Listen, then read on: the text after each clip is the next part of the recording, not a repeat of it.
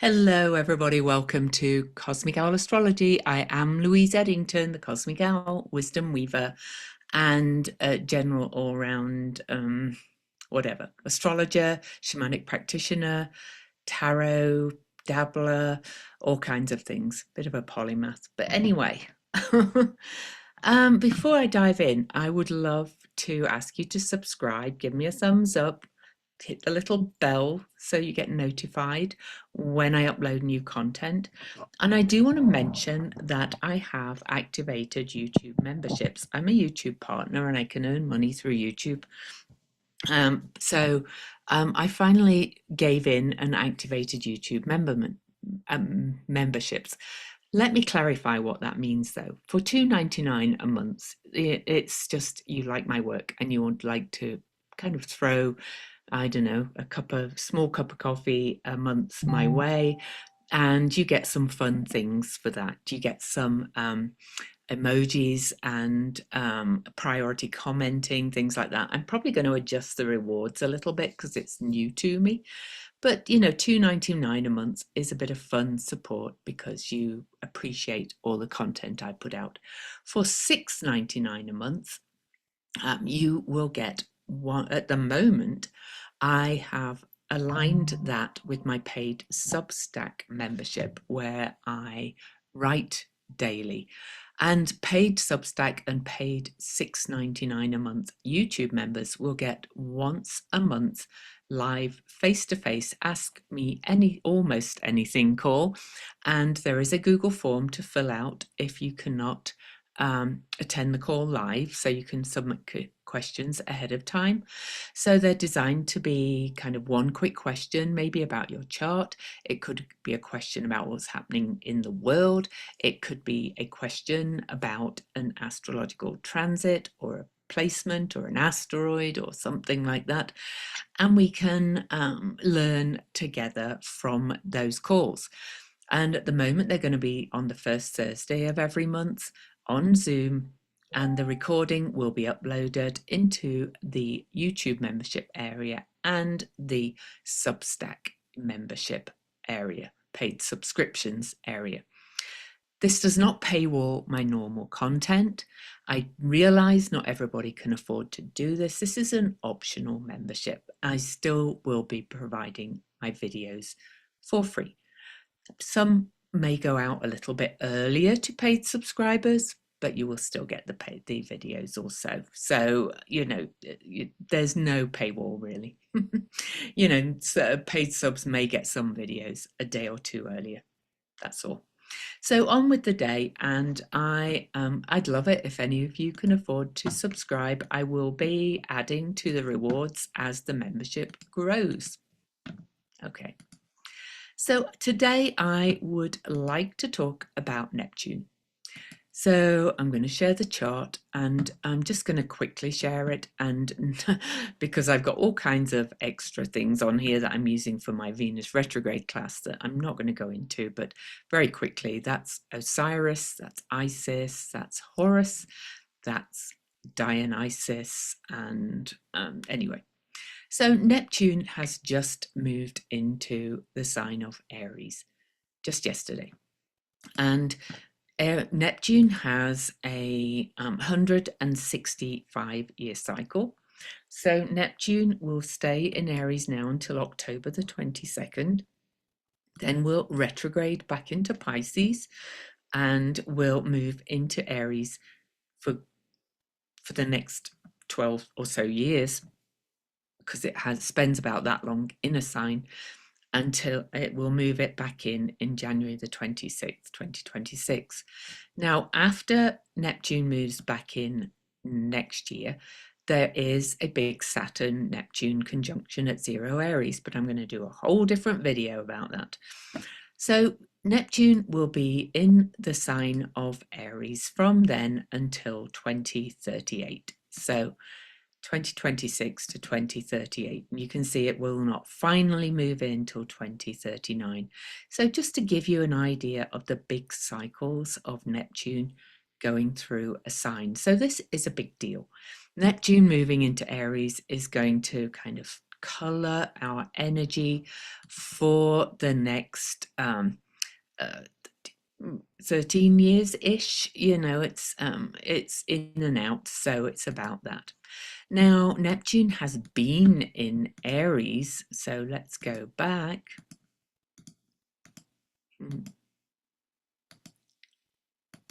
And since 2011 and 2012, oops, Pisces, sorry. That's what I meant. Neptune has been in the sign of Pisces. It started moving in 2011 and finally moved in February the 3rd, 2012. So you can see that's about 13 years ago. And so this is a big cycle, is my point. Now, interestingly, you can think back to what's been happening in your life since 2012. 2012, very early in 2012, was actually probably about almost to the day when I launched my professional astrology practice. Prior to that, I had been I'd been a hobby astrologer for many years and done many other things, but you get the idea. So it's kind of a big shift. And it's when I sort of moved into this more kind of spiritual work out of, so to speak, although astrology is not necessarily just a spiritual kind of practice, but you get I have mixed it with shamanic practitioner. I'm a shamanic practitioner, the tarot, things like that. And I've noticed an awful lot of people around me have kind of moved into this realm of work since that time. However, what other things have increased with Neptune in Pisces, that journey? The energy of gaslighting, the energy of both cultism and revealing of cults, the energy of kind of, thinking somebody's going to save us, the savior kind of complex. Also, quite a lot of victimhood energy has arisen in this time in the last 11, 12 years. A lot of confusion, a lot of nebulousness, and it's been quite a interesting time, shall we say. In the physical world, it's things like influencers, like dreams spreading, like all kinds of that kind of energy. Also, the awareness of quantum physics and that we are in a quantum cosmos universe. So all of these things have increased. And I've known friends who've left cults, but I've also seen people being drawn into cults during this time. I've seen people straight out gaslighting and lying. I'm thinking of a certain apparent leader of this country, and so on and so forth. So there's been a lot of shine and shadow, but there has also been a real increase in what I would call the woo, if you like, the spiritual world of, dream channeling, but using tools like divination tools like tarot and things like that, or it seems to me to be anyway. So we get the shine, we get the shadow of both of the things during that period. So what might Neptune in Aries bring? Well, Neptune in Aries is kind of a bit of a whole different animal. But let me give you some ideas I wrote down. So Neptune in Aries could be the rise of the sacred self, the sacred identity, realizing that you are sacred in yourself, okay? Also kind of the fire of vision, because Aries is a fire sign. So Neptune has spent over the decade in Pisces, dissolving boundaries, unraveling illusions, softening the edges of reality. It's been the time of surrender, of seeking connection to something greater, of dreams that are both uplifted and deceived. But Aries is not surrender. Aries is fire. Aries is the first breath, the primal spark, the will to exist, and Neptune, the planet of dreams, illusions, spirituality, and collective consciousness. Means that vision becomes action, spirituality becomes more embodied, and belief becomes a force of movement for good or bad. So Neptune in Aries brings the call to act on spiritual ideas. You could say it's the spiritual warrior. This is not passive enlightenment, it's active, embodied, living through experience. There's likely to be a rise in soul-centered leadership, those who forge new paths through courage, not control, so power from, not power over. Also, a return of the sacred warrior archetype, not for war's sake, but for fighting for what is sacred. And a rejection of passive spirituality. Practices will need to be lived, not just spoken about. So, Neptune in Pisces gave us dreams of unity, and Neptune in Aries asks, what will you do with them? So, Neptune rules illusions, and Aries also rules conflict. So false conflicts may be fueled. So these are some of the cautions. Governments, corporations, and media will push narratives that stir division under the guise of righteousness. Oops, I think we're seeing that already. I mentioned the myth of the savior will be challenged. We'll see through the illusion that a single party or system or leader could save us. Truth versus deception will be central. Aries is raw, undeniable truth, but Neptune distorts. Who is truly fighting for freedom and who is manipulating the battle? The task will be to see through the illusion of conflict and find the real revolution, which is the one within. So the identity as the spiritual path is also going to rise. So Aries rules selfhood, willpower, and the primal I am. Neptune will dissolve false identities and bring a collective identity crisis. If we are not our jobs, our labels, our conditionings, who are we? The emergence of true authenticity. This is a time when people will literally burn away the false and stand in their raw, unfiltered truth. And spirituality will become personal. No more dogma, no more passive belief. Each person will forge their own connection to the divine. Neptune in Aries is the end of spiritual passivity, as I said, and the beginning of spiritual embodiment. So there will be new art, new myths, new expression. The era of soft dreamlike aesthetics, Pisces, will give way to bold, visceral, and raw expression.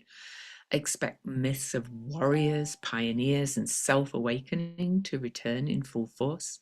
There will be new movements in dance, physical art, and primal forms of expression, and the body itself may become a canvas of spirituality. So the creative force will be awakened, but active creation. So the core question is, in Aries, what's your sacred cause? What are you willing to fight for? Not in the old way of war, but in the new way of vision, courage, and embodiment. Root, Rise, Create is a thing I am creating with a couple of friends, right? And so this is a free collective where we are going to encourage each other to fight for our with vision, courage, and embodiment. Okay. And how will you move your spiritual knowledge or knowing into action? So the last time, I'm not going to go over this now, this is for the next video. The last time Saturn and Neptune met in Aries was way back in 593. Oh no, that wasn't the last time. The closest time to this was in BC. There was one in 1703, 1380, 555, 232, and 91 BC. So they don't meet in Aries very often, Saturn and Neptune, but that's early next year. Let's move on from that and just now look at Neptune in Aries. Oh, I was going to stop the share, but never mind. So I'm going to go back and we're going to look at when Neptune was last in Aries. Oh, sorry. I've got just so many like technical little snafus at the moment.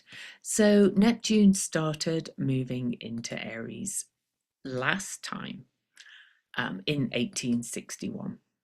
So between 1861 and 1862, Neptune was moving into Aries. Now that, so nobody alive has Neptune in Aries. Interestingly, I did look up who was born with Neptune in the sign of Aries. And Laura Ingalls Wilder, who wrote Little House on the Prairie, was born under with Neptune in Aries. Willa Cather, who also wrote about the prairies, she was born in that period. Other notable figures were the poet Rumi. Beautiful, beautiful poems, right? And I'm just trying to find my list of people who were born then because it was quite extensive. Oh, I've lost it. This is my life at the moment with all these things retrograding back into Neptune in Aries. So people born with Neptune in Aries. Okay, here we go.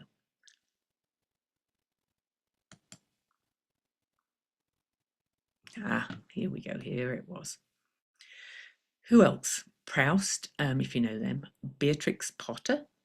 And quite a lot of very creative people, but they kind of feel of a certain, they were very pioneering creatives.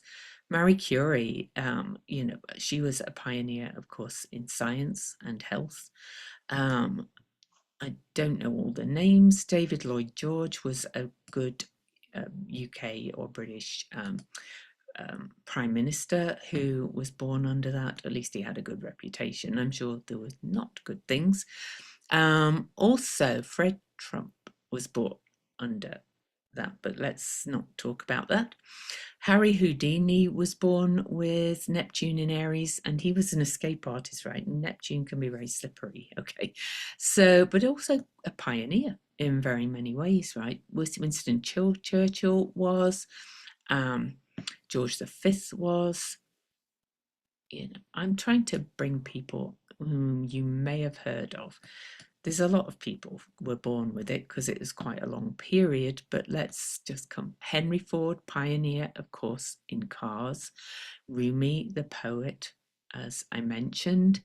W.B. Yeats was another wonderful poem, was born with Neptune in Aries. And so I'm sure if you just Google, people born with Neptune in Aries, you could find more just to get an idea of others. And so there's a lot of creatives, there was a lot of pioneering kind of people with new ideas or new vision, shall we say, amazing vision. And then if we go, okay, so you get the idea with that one. So then if we go back to when Neptune was in the sign of Aries before, so it was 1862, for want of a better. So if we start with 1862, that was the Civil War. Okay, so but it was key events of the Civil War. The Civil War ended in 1865. It began really as Neptune moved into Aries, but I do want to assure you that everything. Okay, we'll go to this chart. And I knew there was a reason I wanted to leave it up. Back at that time, Pluto was in Taurus, now it's in Aquarius. Saturn was in Virgo, now it's finishing a journey in Pisces. Uranus was already in Gemini, now Uranus is moving into Gemini, but they're all in a different relation to each other back then. And I'm going to say we didn't know about Pluto. What year was Neptune discovered?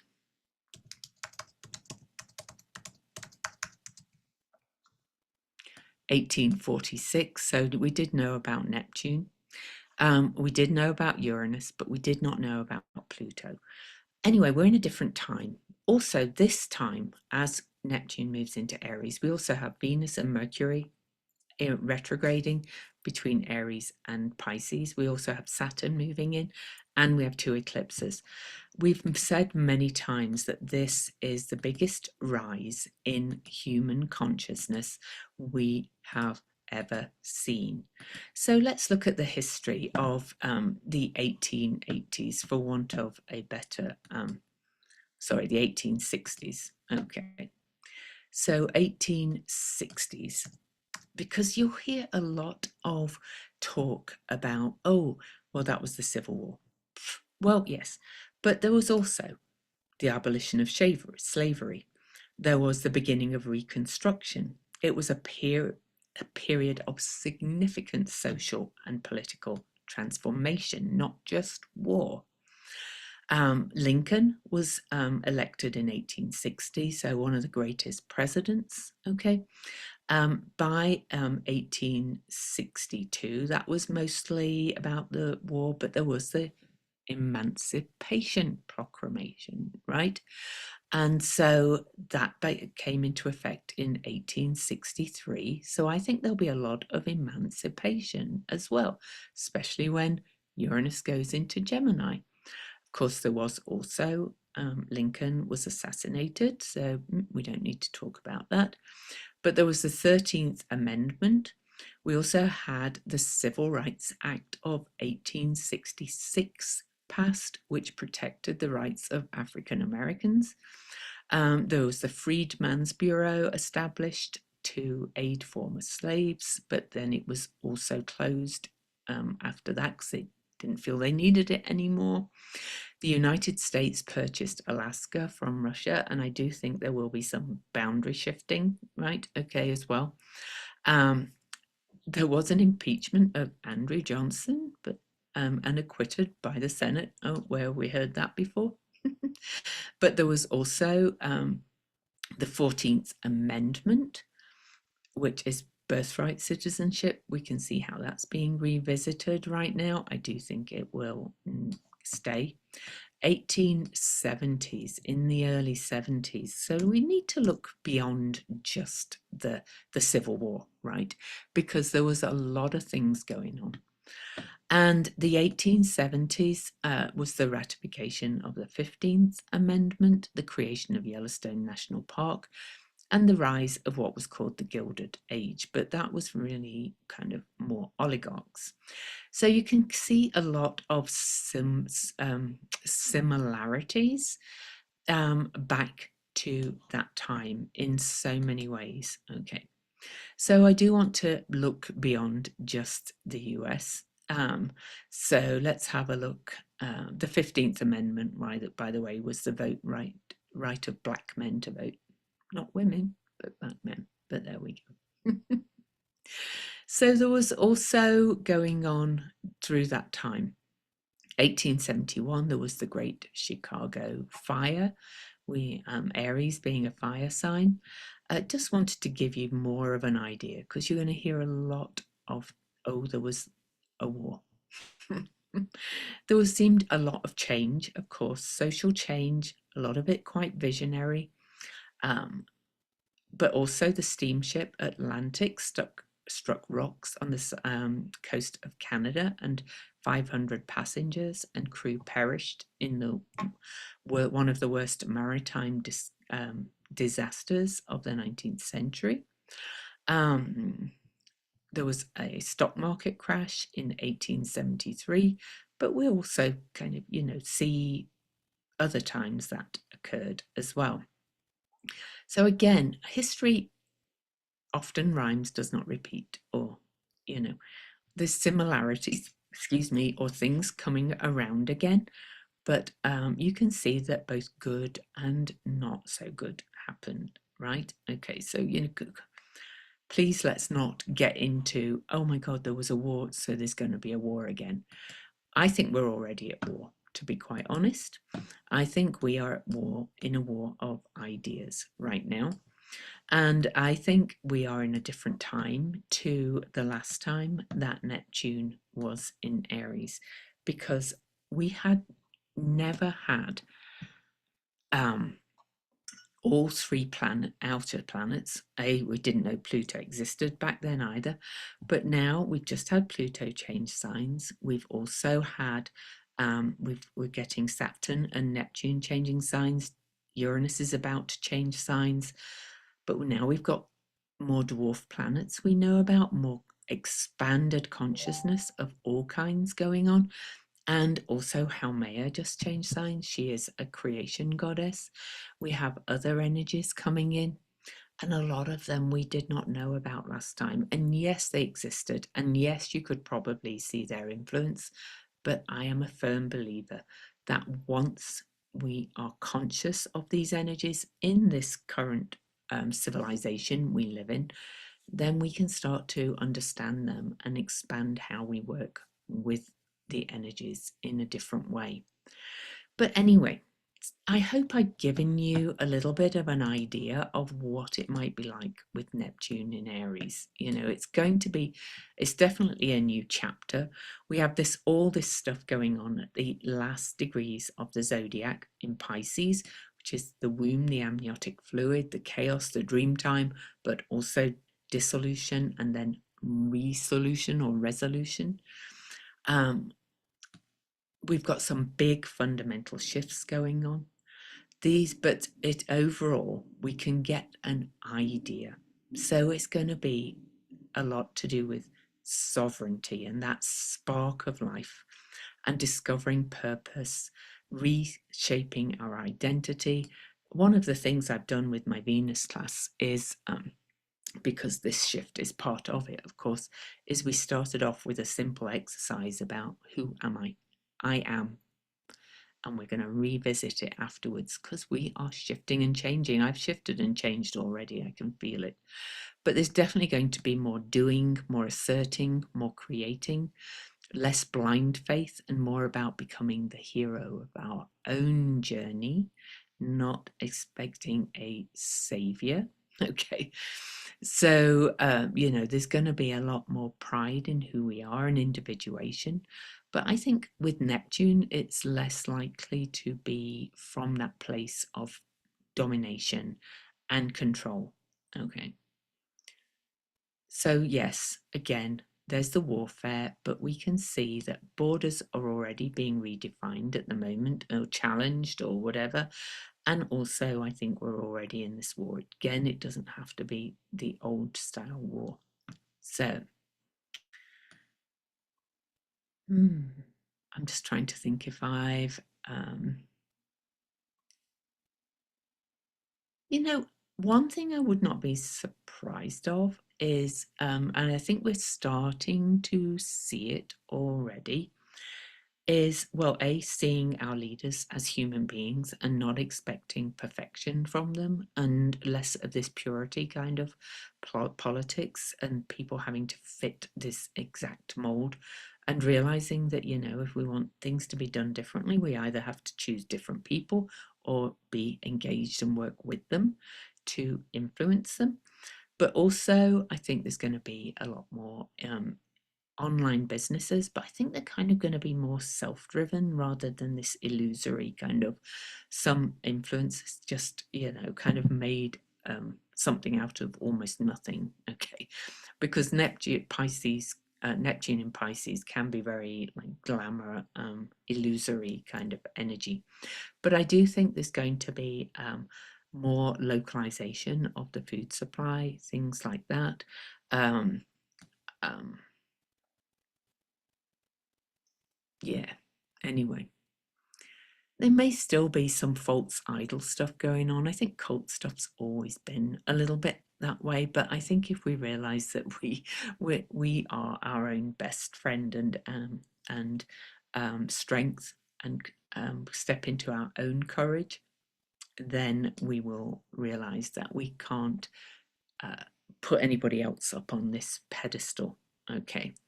But there is going to be perhaps some scapegoating, the energy of scapegoat already that can happen. I'm just thinking what other notes I took. Yeah, I'm not going to go into all the transits yet. But this is a long period, and we're just getting a real sense of what's coming. When Saturn moves into Aries, and when Venus and Mercury have stationed direct, Mercury stations direct this week as I record this, and they move back into Aries from their retrograde. And then we've just also, by the way, had the last eclipses in Aries and Libra. The last eclipse, we've just had what's called a hybrid eclipse with the nodes in Virgo, Pisces, and the eclipse itself in Aries. And now all the eclipses are moving into Virgo and Pisces because they've swapped ends. The nodes, the moon's nodes, and Neptune and Saturn are swapping signs. The nodes moved back into Pisces and Virgo, and Saturn and Neptune are leaving Pisces and moving into Aries. But it's almost like the nodes are finishing up this cleansing and clearing out of what we don't need, okay, of this kind of false idealism and savior complex and all these kind of things, and the understanding that the belief that we can't do things ourselves, okay, and take control over ourselves and step into our power fully and bring that power out into the world. So it's going to be a really interesting journey. And of course, we always have free will. Do we listen to these energies? Do we stand into that I am energy? Do we step into our personal power and stand up for ourselves and others and stand up for our vision that we are dreaming of? Or do we kind of just, let the world flow us about? That doesn't mean we can all be top leaders, but we can be the leader of ourselves. So it's going to be an interesting journey, and I just wanted to give you some thoughts on where it's going for the next long time, the next about 13 years, 12, 13 years. So, that's most of the rest of our lives for some people. So it's an interesting shift, along with the fact we just had Pluto move into Aquarius finally for the last time. Uranus is going to move into Gemini this year. And then those three are going to have, they've been speaking to each other for a while, but they're going to speak to each other from those new signs. And I'll be giving more on that later with the aspects. I've talked about it in some videos already, particularly in 2026 when they all reach 4 degrees. But right now we're just in the middle of this massive consciousness change and shift. It involves these eclipses we've just leaving, the Venus and Mercury retrograde, lunar maximum, solar maximum, and now Neptune's moving into Aries. So step into your spiritual warrior, for want of a better description, you could say. Become your own spiritual warrior. Live your vision, go after your vision, pioneer for it, but don't push people out of the way. Just go for it and get people that support you. Anyway, much love. Let me know if you can feel the shift already. I actually felt a shift the night as Neptune just finished in Pisces and then moved into Aries. That was the night I slept for 10 hours, which I never do. And I woke up feeling like a more awake, Aries, in a very strange way. And I'm not the only one. I've heard other people do. So tell me if you did too. Much love.